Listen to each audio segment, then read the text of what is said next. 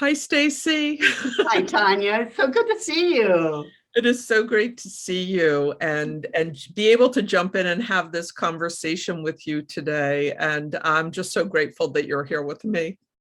Me too. It's been a long time since I've gotten to see you on Zoom, and I've missed it.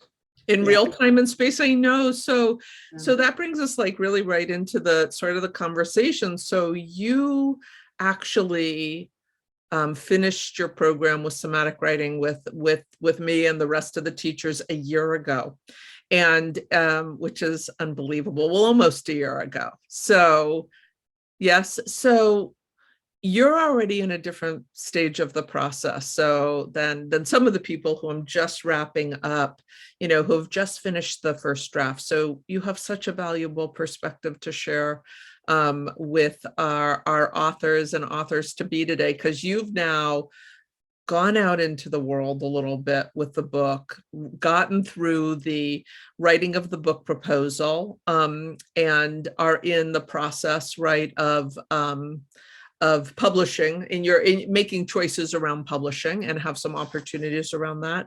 So a year out too, you have the perspective of looking back on, you've had a year since you were in it of your time in somatic writing. So I would love for you to just jump in and start wherever you want. But, I guess I just say, can you share with us a bit about your time in somatic writing and your time of writing this book and what you're reflecting on a year out about that time? Just whatever you have to say, I'll leave it kind of open-ended.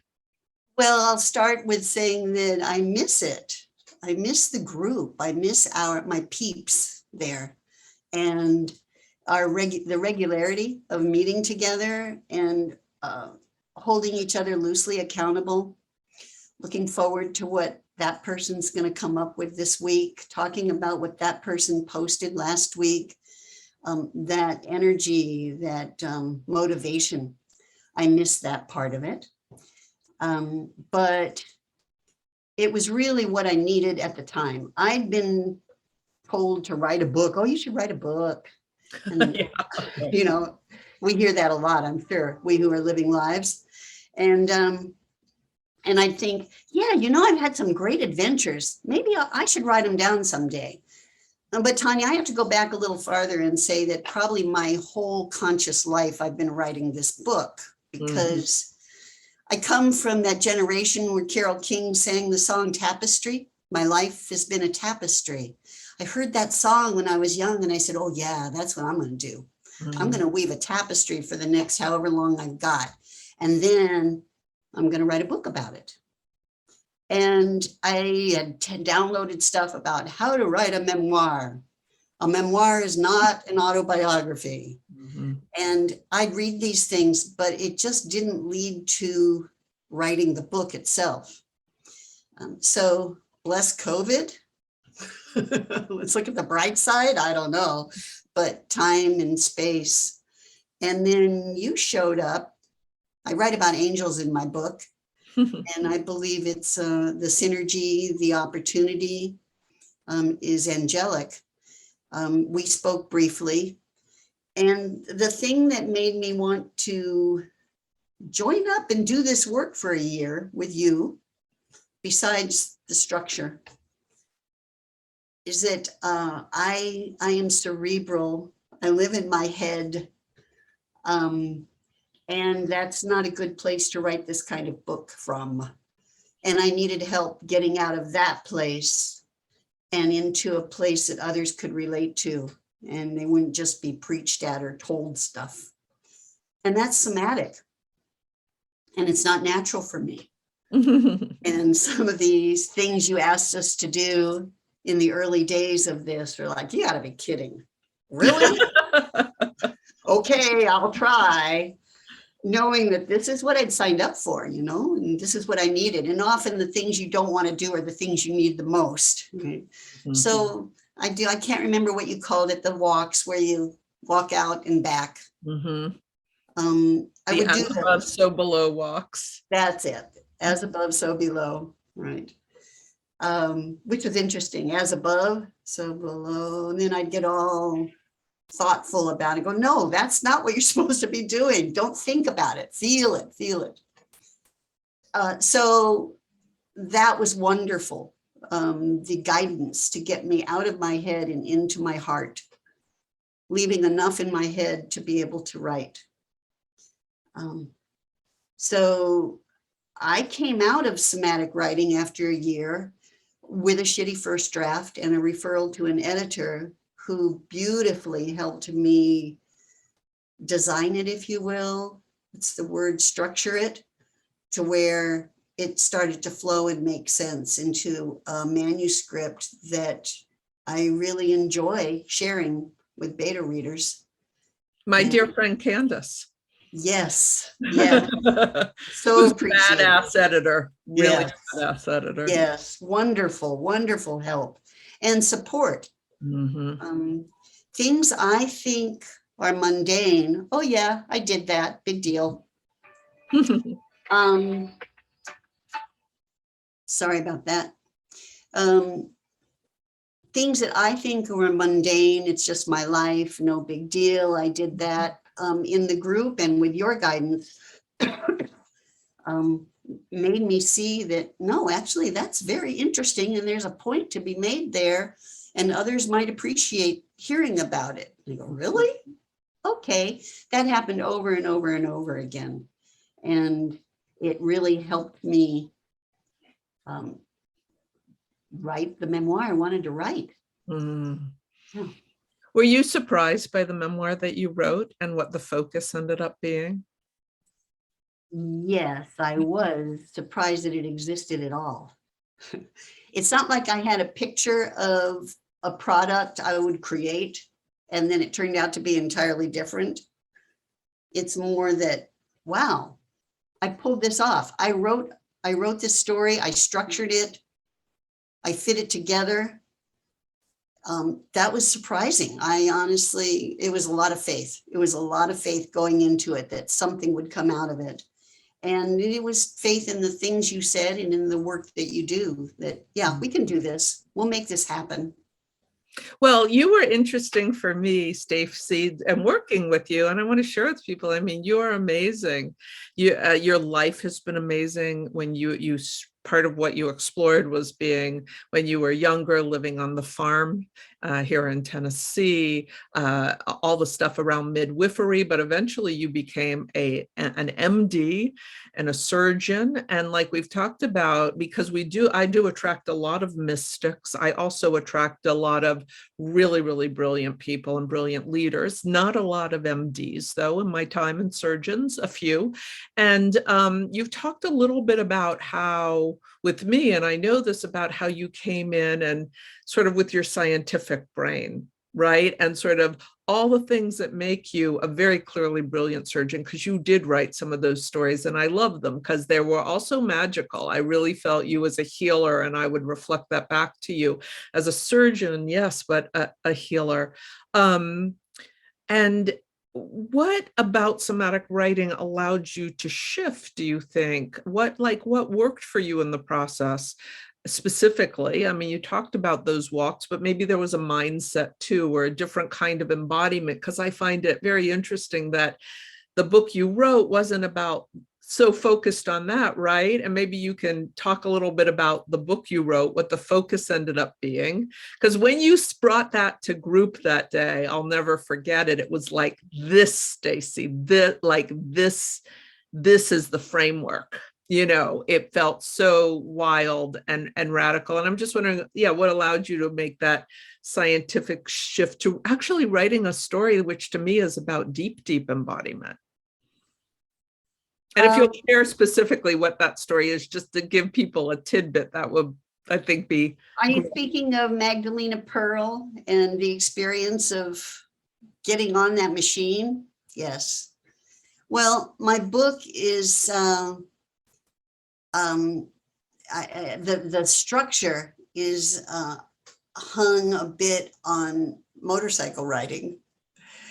I didn't expect that when I started writing this book.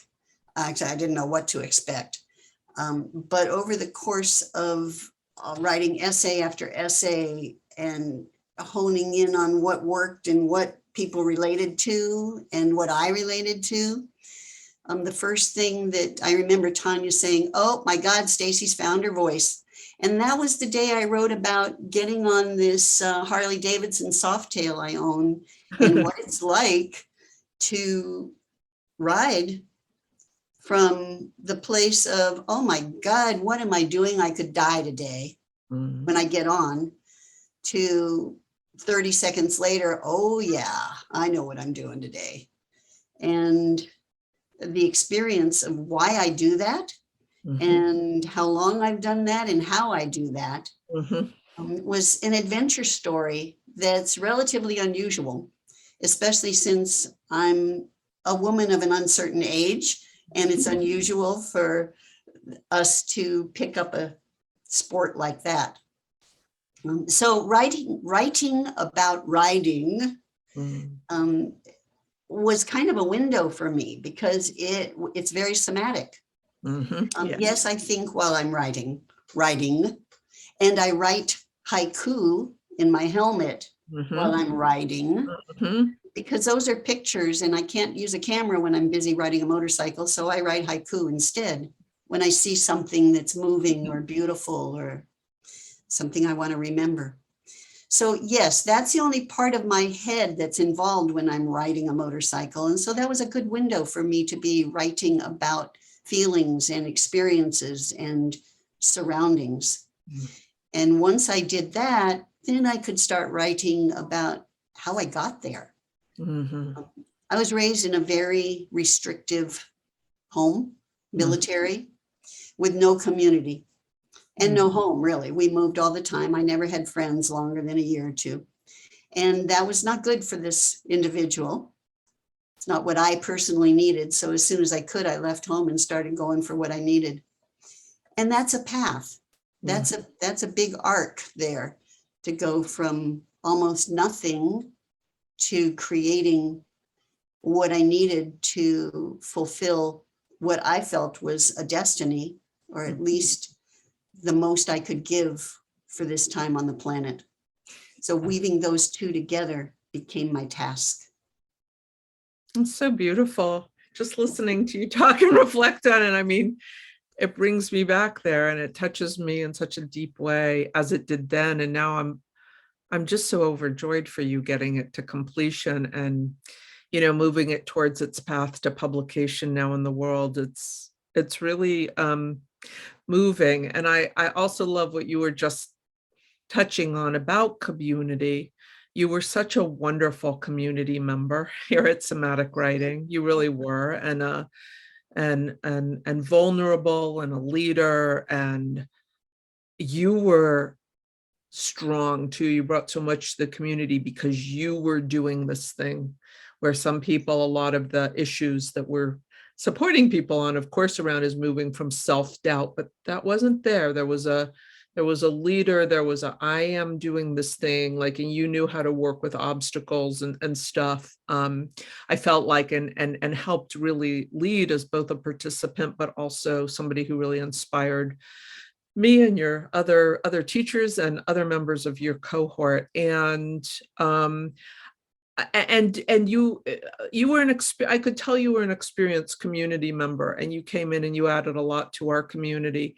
And I'd love to hear for you about what it was like being in community and somatic writing and the benefits of it, and how that also, you know, the kind of the ways our community perhaps surprised you or were just welcomed in by you in terms of the final outcome of getting this book written. How did the community, what was that like for you, Stacey, from your side of community? I'm speaking from my side of the community. Speak, please, from your side of the community. Well, as I alluded to, I've always needed community. And because I did not have that when in my family of origin, I left and searched for it and found it and dove in deeply. And I don't let that go easily either. I value it and I nourish it. And enjoy it. It's so wonderful to be part of a community to me. And like you say, you feel it deeply. I feel that deeply. The community in somatic writing was so diverse. It was wonderful. There were different ages when we started, different genders, and different points of view. And as you mentioned, different levels of ability to commit to a goal. But it was, the thing about community is I have to feel safe in a community to actually join it. Otherwise, I'll just sit back and watch and be very careful. And I felt like this was a safe community. I felt it was well tended and kind.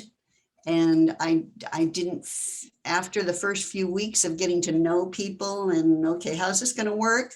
I felt like I could write anything, I could say anything. And as long as it wasn't about somebody else's work and I was demeaning or critical, then it was well accepted. And frankly, I was prepared for this. I work in a safe theater community where you only say what things, how they make you feel. Not, oh, you should say this. Oh, you should do that. We don't do that. It's just like, oh, your work made me feel this way.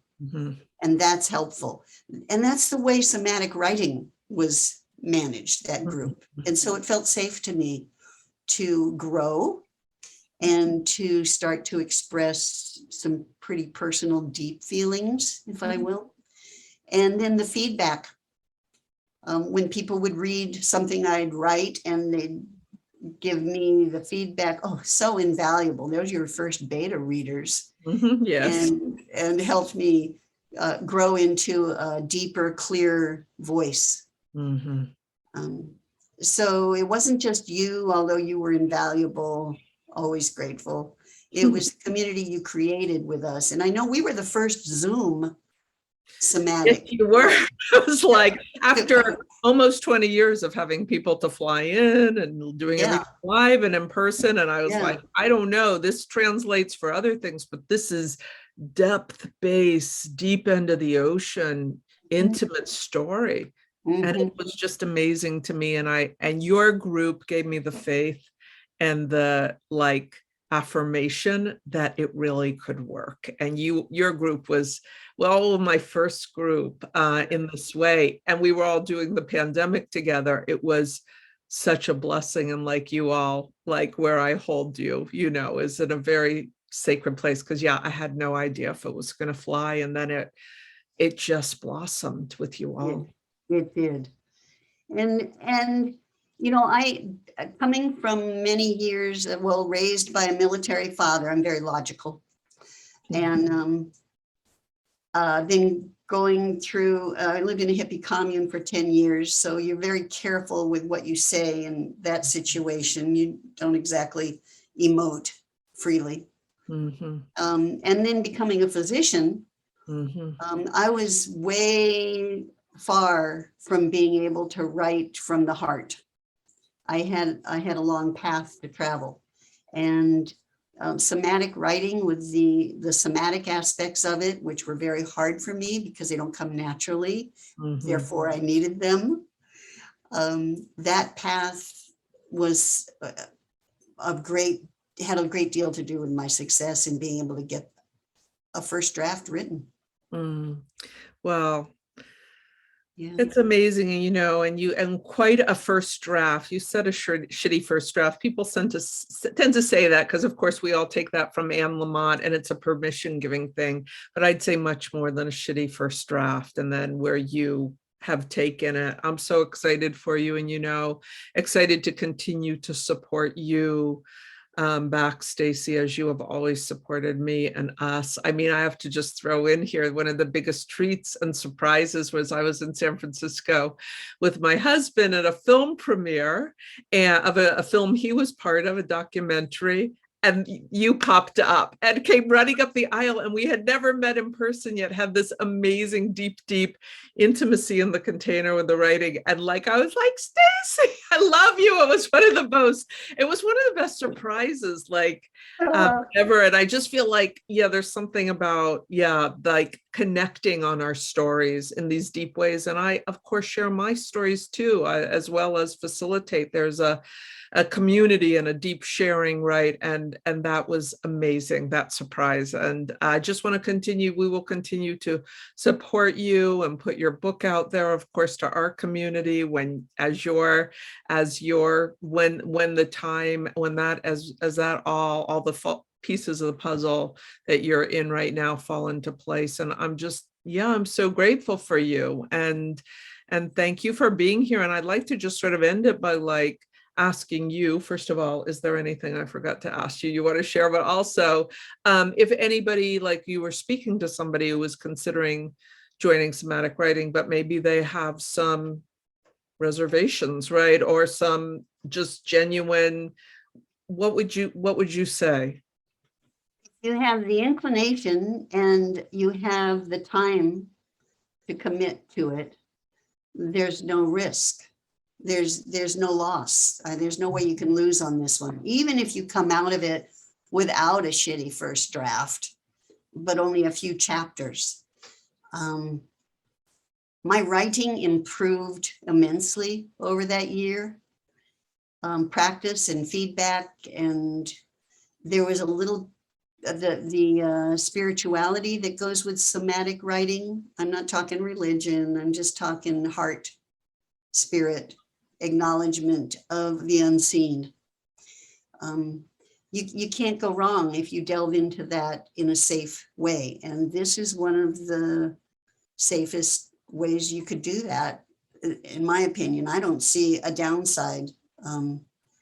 Even if you don't get a shitty first draft, you will have grown and you'll know more about yourself at the end of it. That was surprising to me. I learned so much about me. One of which was I really like to write, and I want to keep doing that. There were some surprising reveals, and I don't see a downside to any of that. I appreciate it.